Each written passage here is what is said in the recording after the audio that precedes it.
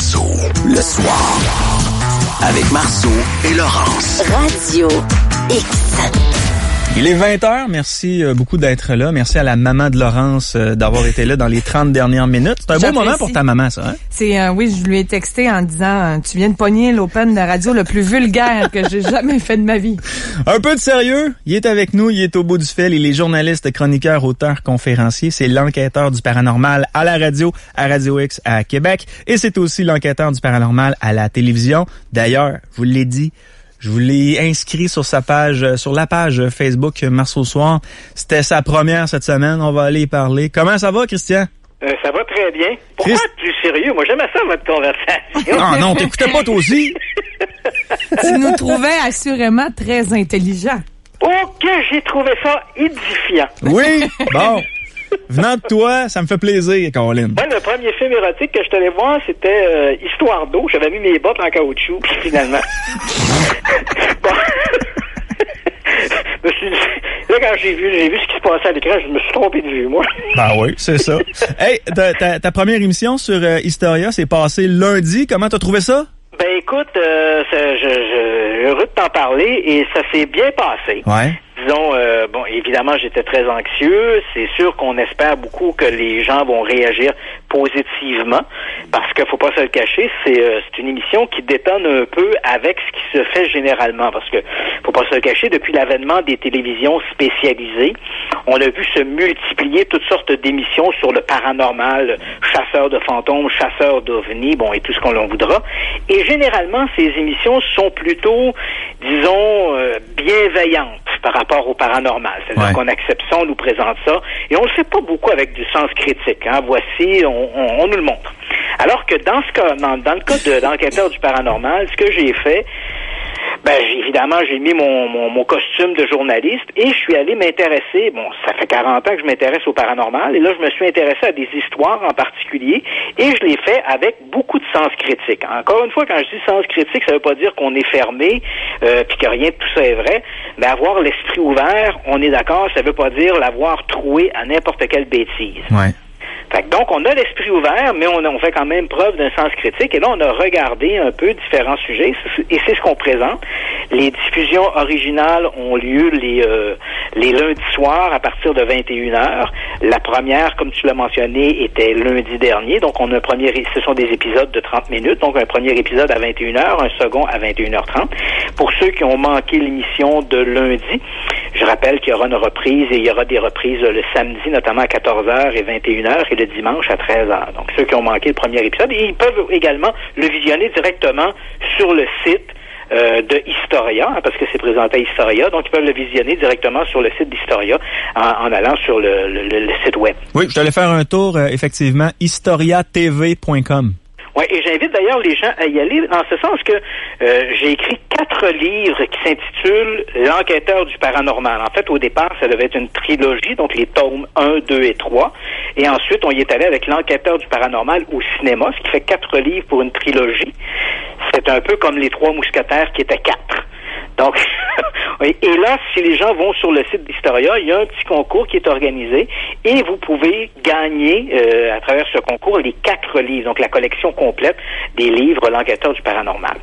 Cela étant dit, je dois quand même te dire que l'émission numéro 1, il y a les émissions 1 et 2 qui ont été diffusées lundi. La première était sur l'asile abandonné de Sainte-Clotilde de Horton, que l'on dit l'un des endroits les plus hantés du Québec. On y a accompagné un groupe de chasseurs de fantômes.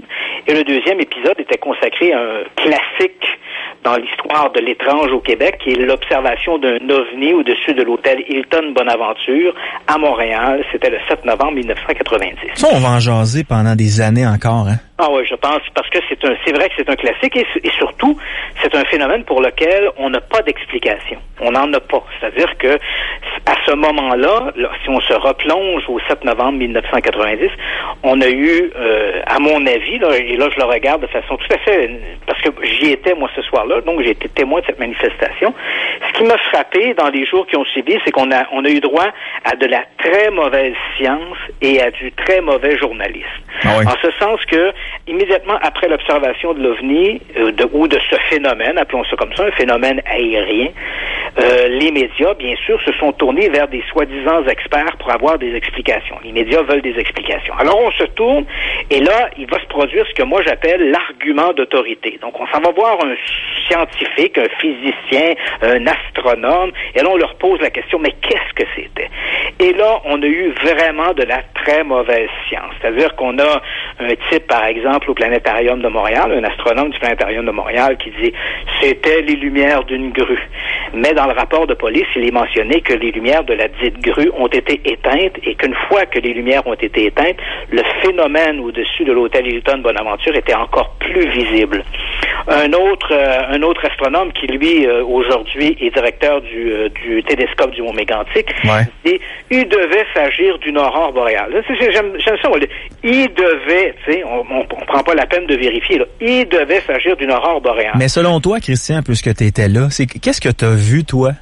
Moi, j'arrive sur place, il est à peu près 23 heures. Donc, le phénomène a débuté en début de soirée, vers à peu près 19h, 19h30. Et à ce moment-là, les gens, le phénomène, appelons-le comme ça, parce que j'ai pas beaucoup d'autres mots pour le définir, le phénomène, à ce moment-là, était visiblement en dessous des nuages. Donc, les gens voyaient une sorte de masse sombre qui était entourée de 7 ou 8 lumières ambres. Et ça formait une sorte de couronne lumineuse.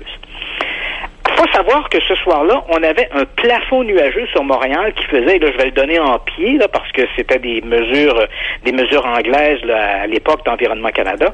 On avait un plafond de nuages qui faisait 4000 pieds d'épaisseur.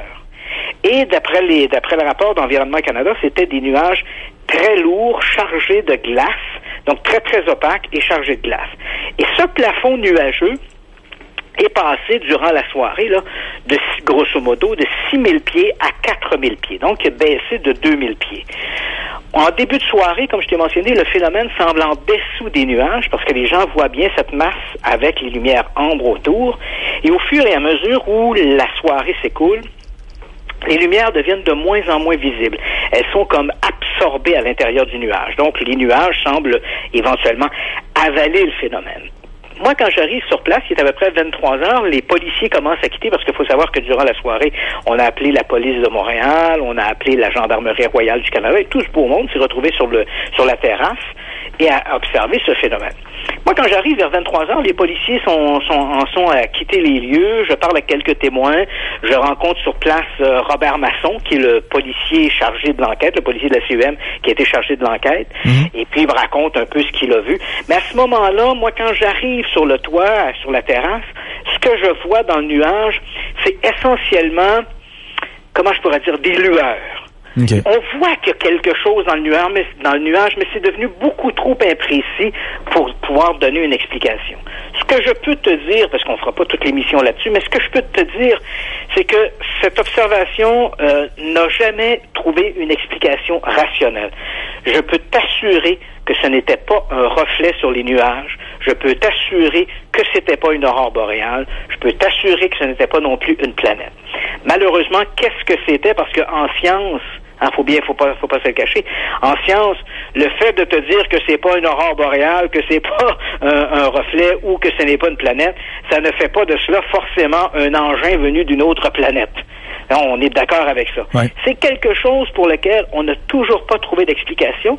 Et malheureusement, s'il n'y avait pas eu cette surenchère de la bêtise au lendemain de l'observation, je pense qu'on aurait pu réussir à décanter mieux les informations, les données qu'on avait à ce moment-là pour essayer de mieux cerner ce qui avait été observé, ce qui n'a pas été fait. Tout le monde voulait avoir en fait son petit 15 minutes de gloire, comme le disait Andy Warhol.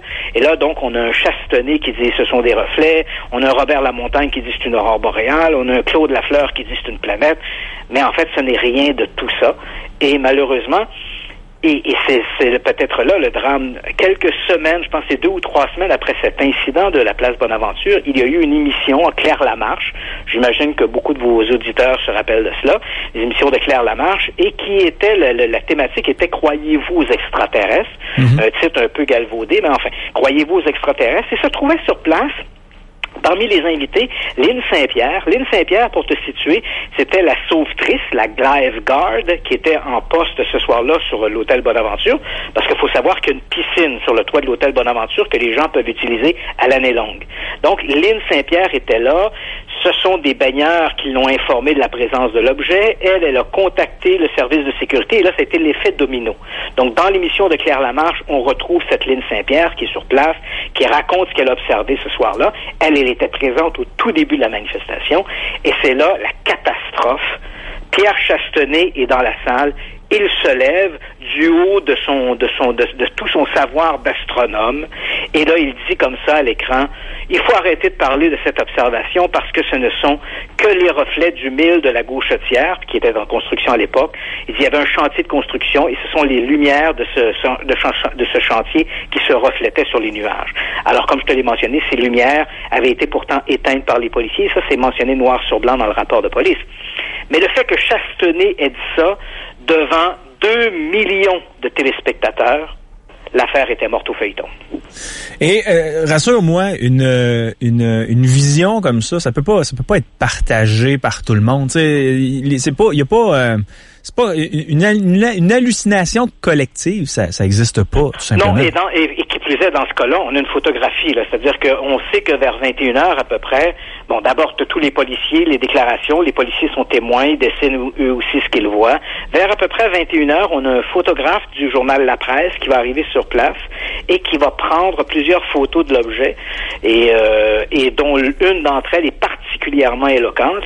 Et cette photo, ben évidemment, elle confirme ce que les gens observaient. Donc, on est bel et bien en présence d'un phénomène qui était réel, c'est pas une hallucination. Maintenant, sa nature n'a jamais été proprement expliquée.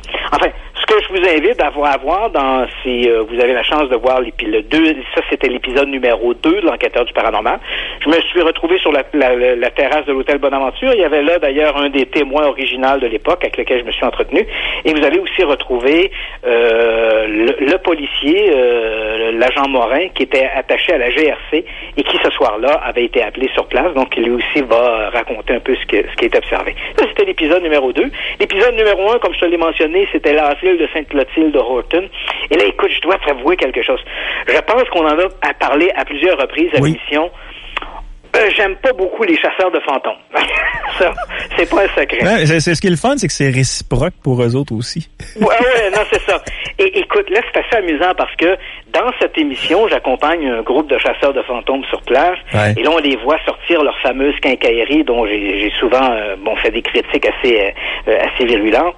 Et là, à un moment donné, dans l'émission, je disais comme ça, j'ai dit, ces équipements sont à peu près aussi utiles pour chasser les fantômes qu'un stéthoscope pour trouver des corps aux pieds.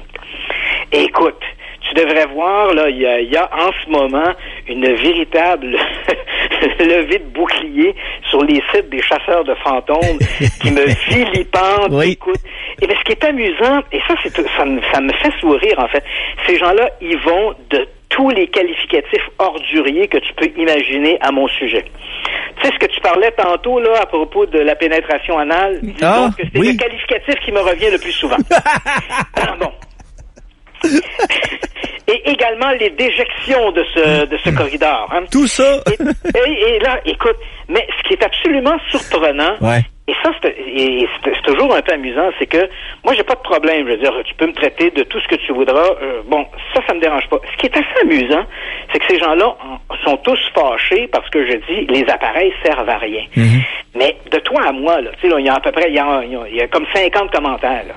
Là, sinon, c'est un trou de cul, c'est un manger de marde, c'est un trou de cul, c'est un manger de marde, c'est un trou de cul, c'est un manger de marde. Mais à un moment donné, tu te dis, y a-t-il quelqu'un qui va dire, Monsieur Page, vous avez tort, et voici pourquoi. Non, c'est que des insultes. Ben oui, voilà, tu dis, gars, ça se peut que j'ai tort. Moi, je dis que ces appareils-là ne servent à rien. Mais comme ils ne servent à rien, dans un débat intelligent, tu dois amener un contre-argument, tu comprends? Mm-hmm. Et le contre-argument, c'est de dire, voici, vous avez tort, Monsieur Page, voici les spectres techniques de ces appareils, voici pourquoi nous pensons que ça fonctionne, voici des tests qui ont été faits en laboratoire qui prouvent que ça fonctionne, du moins dans le cadre que nous, on les utilise, c'est-à-dire de chasser des fantômes.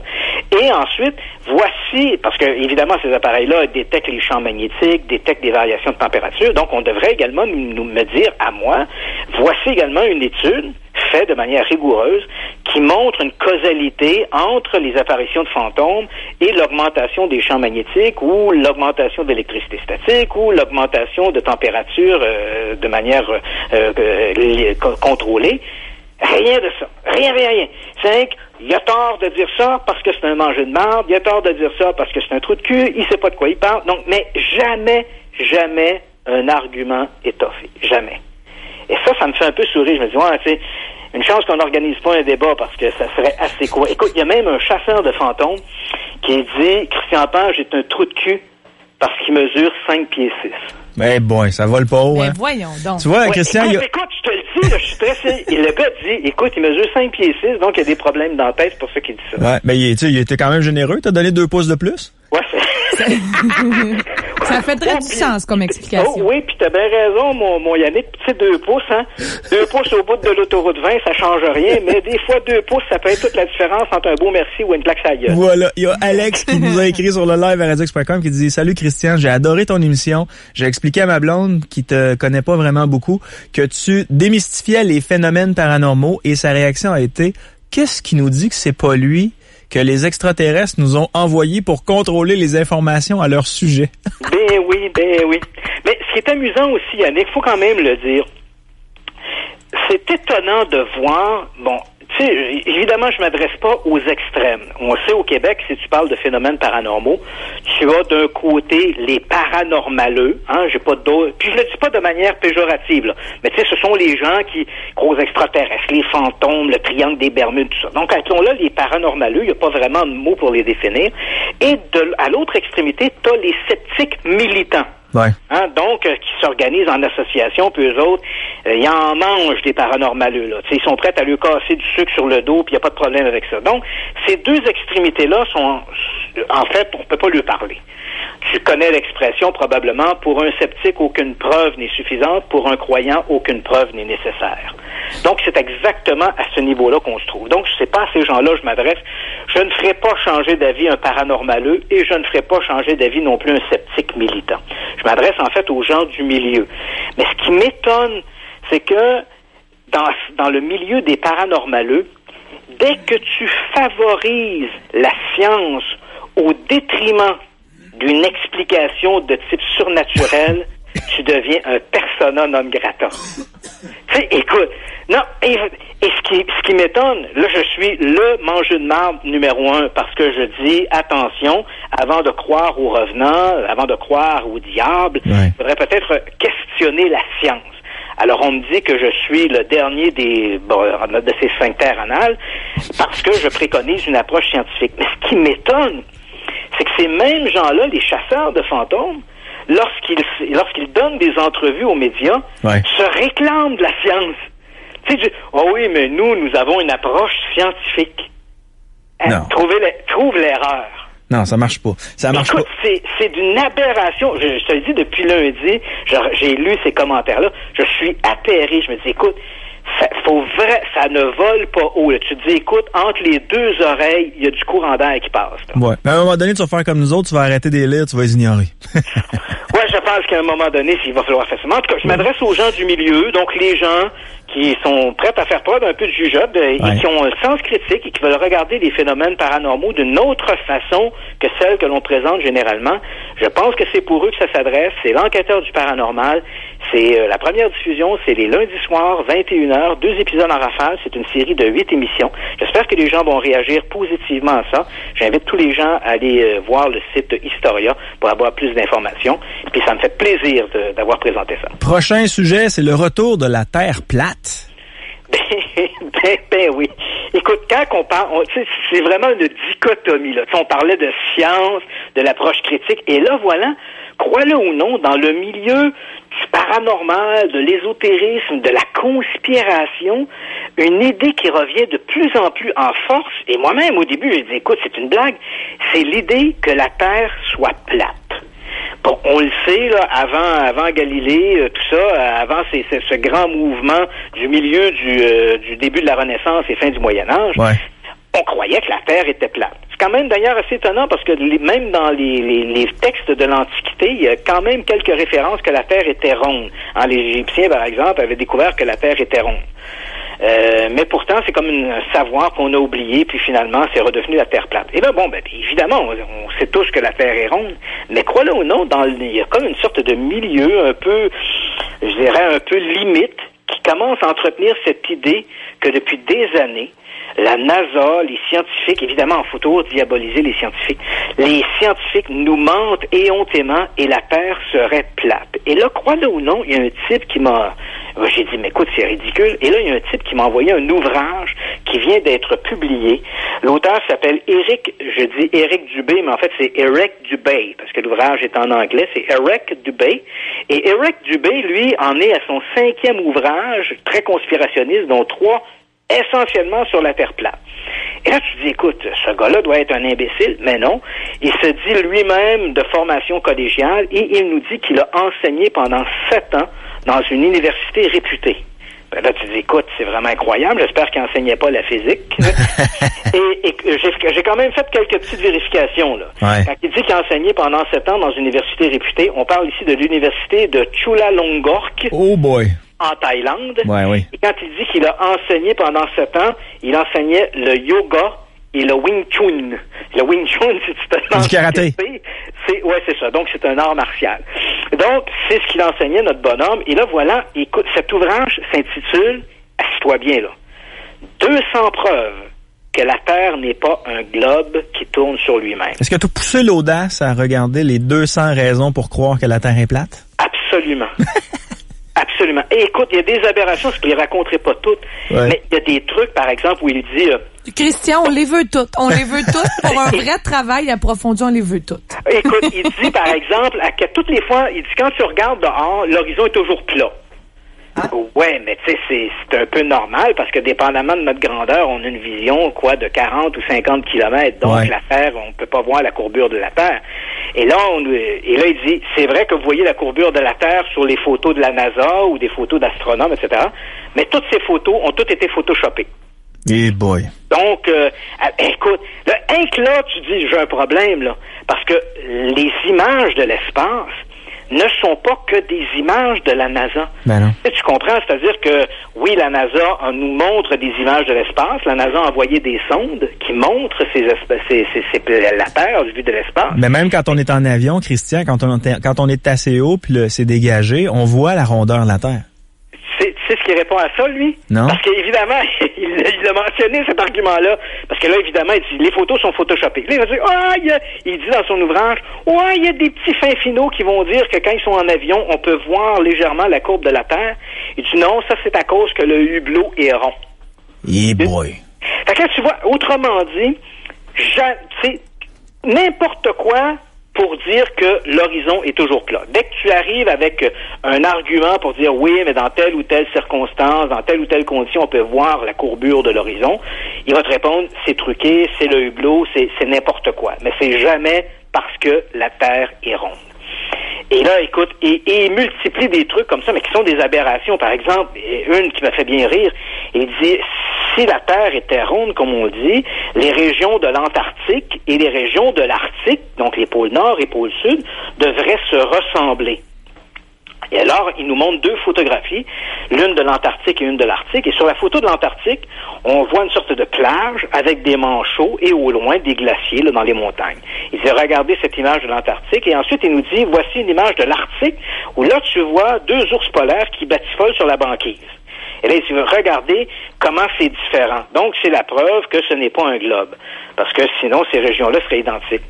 Le gars, il a oublié de te dire que dans l'Arctique, il n'y a pas de terre. C'est un petit détail, tu sais. Faut savoir qu'en Antarctique, il y a un continent. Donc, il y a de la roche, là. Ouais. On a un continent recouvert en partie de glace. Et lorsqu'il fait plus chaud, des parties de cette terre se découvrent. Et là, on voit des plages ou des grandes régions rocheuses. Dans l'Arctique, il n'y en a pas. Voilà. Quand ça fond, ça devient de la flotte. Mais ça, je suis pas sûr que tout le monde sait ça, par exemple. Mais je suis d'accord avec toi, Yannick. Mais quand tu écris un bouquin, tu t'essaies au moins de te documenter sur des détails aussi simplistes que ceux-là. Ben oui, c'est sûr. C'est sûr. Et là, ensuite, il raconte des enneries, genre que le soleil est à peine plus haut que les nuages, la lune n'est qu'une sorte de La Lune n'est qu'une sorte de panneau qui reflète la lumière du soleil ou des trucs comme ça. T'sais? Donc, écoute, des âneries, là, t'en as 200 comme ça. Et dire qu'il y a des gens qui s'intéressent réellement au travail de cet homme-là. Là. Ouais. Et tu dis, une des questions qui devrait se poser, c'est comment se fait-il, bon, lui, à l'écouter parler, la Terre, notre monde, est une sorte de biscuit flottant là, dans l'espace. On peut s'imaginer ça, on a un gros biscuit Oreo qui flotte comme ça dans l'espace.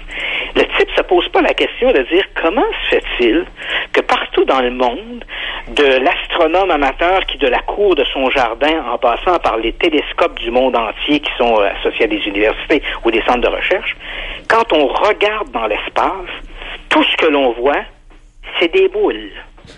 Les planètes sont des boules. Ouais. Les satellites des planètes sont des boules. Les comètes, plus elles sont grosses, plus elles sont des boules. Les météorites sont plus ou moins des boules. On n'en a jamais vu un biscuit flottant dans le cosmos. Ça me semble, il y a comme un indice, là. Hein? Je me suis dit, gars, me semble, là, s'il y en avait des biscuits flottants dans le cosmos, on en aurait vu d'autres à part le nôtre. Effectivement. Hey, prochain sujet. Moi, j'avais un plan avec toi, c'est-à-dire de vendre mon rein à l'enchère pour être sûr d'avoir un bon cash down, pour qu'on puisse acheter la maison d'Amityville. Ouais. Mais là, semblerait qu'elle a été achetée, fait que j'aurais pas besoin d'aller vendre mon rein. Ben non, ça te rassure, hein? Ben oui. Ben oui, effectivement, cette histoire de maison d'Amityville, à toutes les fois où elle est, il y a quelques éléments qui s'y rattachent, elle fait la manchette. Et c'est quand même un peu surprenant, bon, parce que ce n'est qu'une maison, mais c'est vrai que c'est quand même la 3e maison la plus connue d'Amérique. Ouais. Hein, la première étant la Maison Blanche, la 2e Graceland, le domaine d'Elvis Presley, et la 3e, c'est cette fameuse maison d'Amityville. Mais Christian, je comprends pas pourquoi on n'en a pas fait un musée de cette maison-là. Tu vois, et je m'étonne aussi un peu de la même chose. Je te dirais même, il y a quelque chose qui m'étonne davantage. C'est la 3e maison la plus connue d'Amérique. Or, évidemment, tu auras compris qu'il y a continuellement une forme de tourisme. Hein? Cette maison-là était originalement située au 112 Ocean Avenue. On a à Amityville. Amityville, c'est une petite ville sur Long Island, à l'est de New York. Ouais. Et originalement, c'était le 112. On a refait des numéros civiques. Maintenant, c'est le 108 Ocean Avenue. Mais si vous passez dans la rue, là, on reconnaît, je pense que tout le monde a vu la maison d'Amityville à la télévision, que ce soit dans les films, dans les reportages, on reconnaît les lignes très caractéristiques de cette maison. Et ce qui est assez étonnant, comme tu le dis, comme c'est la 3e maison la plus connue, on se dit que ça devrait être un musée. Et comme ça n'en est pas un, que c'est une maison privée, bien sûr, il y a toujours une forme de tourisme, il y a toujours des gens qui s'arrêtent devant la maison, la prennent en photographie, etc., etc. Et moi, ce qui m'étonne, parce que j'y suis allé à quelques reprises, c'est l'accueil très froid de la communauté d'Amityville. Hein, il suffit de t'arrêter pour prendre des photographies, tu vas te faire insulter, là. Hein, les gens vont passer en voiture, ils vont te dire sac ton camp, va-t'en chez vous, qu'est-ce que tu fais là? Les gens te crient littéralement des bêtises. Les propriétaires de la maison, je peux comprendre qu'ils deviennent éventuellement exaspérés par cette présence. Mais tu sais, c'est un peu comme si t'achètes Graceland. Tu vas t'attendre à ce qu'il y ait du monde. Ouais. Tu sais, c'est ça que moi j'ai de la misère un peu à comprendre. Écoute, t'as acheté la 3e maison la plus connue des États-Unis et tu te fâches parce qu'il y a des gens qui s'arrêtent dans la rue pour prendre des photos de la maison. Ben là, écoute, si c'est à toi de pas l'acheter, t'aurais dû acheter la maison à côté, un petit bungalow à Chicoutimi, mais pas ça. T'achètes pas la maison d'Amityville. En tout cas, quoi qu'il en soit, elle vient d'être à nouveau vendue. Depuis le début de l'été, elle était sur le marché de l'immobilier. Cette maison-là a été construite là, en 1927. Et puis, bon, elle n'a pas connu d'histoire particulière avant ce 13 novembre 1974. Ce soir-là, la maison était la propriété de la famille DeFeo. Et l'aîné des garçons DeFeo, Ronald Jr., qui avait 23 ans, a pris une carabine. C'est un type qui avait quand même beaucoup de problèmes d'alcool et des problèmes de drogue. Et cette nuit-là, et vers 3 heures du matin, il a pris une carabine de fort calibre, un Marlin calibre 35. Et il a abattu ses parents, père et mère. Il a abattu ensuite ses 2 frères et ses 2 sœurs. Donc, 6 meurtres durant cette soirée. Et là, évidemment, Ronald DeFeo, en moins de 48 heures, a été arrêté, formellement accusé des meurtres. Et évidemment, il avait inventé toutes sortes d'histoires, mais évidemment, c'était cousu de fil blanc et les policiers n'y ont pas cru. Il est arrêté, il est condamné à 150 ans de prison, donc 25 ans pour chacun des crimes, des peines qui sont consécutives. Et aujourd'hui, au moment où on se parle, Ronald DeFeo, même s'il était éligible à une libération conditionnelle depuis 1999, il est toujours détenu à la prison de Green Haven dans l'État de New York. Donc, et je pense pas qu'il qu'il soit à la veille de sortir. Tout ça pour dire qu'après les meurtres en 1974, la maison est demeurée vacante à peu près une année. Elle a été rachetée par un couple de New York, George et Kathy Litz. Ils avaient 3 enfants. Et ce sont eux qui vont rendre cette maison-là tout à fait célèbre. Elle a déjà, à ce moment-là, ce passé macabre associé à ces 6 meurtres. Et voilà que les Lutz, au moment où eux vont l'acheter, ils vont y emménager en décembre 1975. Et à la fin janvier 1976, ils vont quitter la maison après n'y avoir vécu que 28 jours. Et ils vont raconter dans les médias que c'était devenu intenable dans cette maison parce qu'il y avait toutes sortes de manifestations de type paranormal. On va éventuellement, cette histoire-là va se retrouver dans les journaux. On va faire de nombreux reportages. Des livres seront faits. L'histoire sera adaptée ensuite pour le cinéma. Bref, la maison d'Amityville va prendre l'image que l'on s'en fait. Elle va littéralement passer dans la culture populaire. Et aujourd'hui, comme je l'ai mentionné, ces lignes caractéristiques de cette maison font partie de la culture populaire. Amityville, c'est la maison du diable. Oui. Même si aujourd'hui, cette histoire est très controversée. Donc, l'histoire des 28 jours des Lutz dans la fameuse maison en question, les histoires qu'ils ont racontées, à la limite, moi-même qui enquêtais là-dessus, je te dirais que dans une grande partie, tout ça a été ou bien inventé ou très, très, très largement exagéré. Mais enfin, l'histoire a généré une véritable passion et elle continue encore aujourd'hui. Et là, la maison vient encore une fois d'être vendue. On en est, je pense, au 5e ou 6e propriétaire depuis cette fameuse nuit des meurtres de DeFeo. Et la maison vient d'être vendue à 850 000 $. C'est quand même 100 000 $ de moins que ce qu'avaient déboursé les anciens propriétaires. En 2010, la maison avait été vendue. Faut savoir, donc, je t'ai parlé des fameux meurtres de DeFeo. Immédiatement ensuite, ce sont les Lutz qui vont s'approprier la maison pour 80 000 $. En 1977, la maison va être achetée par James et Barbara Cromartie, qui vont la payer 55 000 $. Et là, voilà, on a une surenchère. On passe de 55 000 à 325 000. Et puis, en 2010, David et Caroline D'Antonio ont déboursé 950 000 $ pour la résidence.